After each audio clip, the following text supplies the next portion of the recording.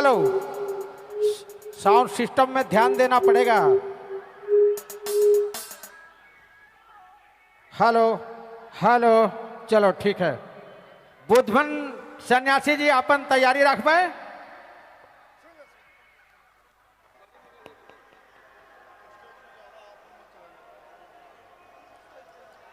हमर विशाल बाबू चाय दुकान, एक बार चाय का, हाँ, पानी लेके और चाय लेके विशाल बाबू मंच में आवेंगे। पानी 2 पेटी। और हमारे प्रशासन बट से आदेश है, मंच में ज़्यादा अनावश्यक बंधु मन ना आवे। हमारे ग्रीन रूम में बहुत कुछ लड़का मन बैठल हैं जो समिति कमेटी के ही हैं, लेकिन नीचे रहेंगे। सुहाना जी, विशाल बाबू चाय वाला, पानी और चाय।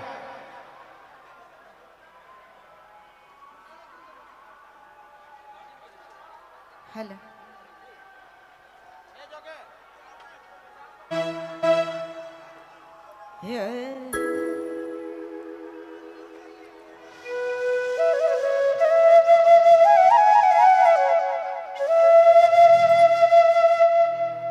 ये पूर्वया हवा चले, ये पूर्वया हवा चले, लुहुर लुहुर समरो, ये मोर पिया कवा दे से बस, ये बस के समरो, मोर पिया कवा दे से बस।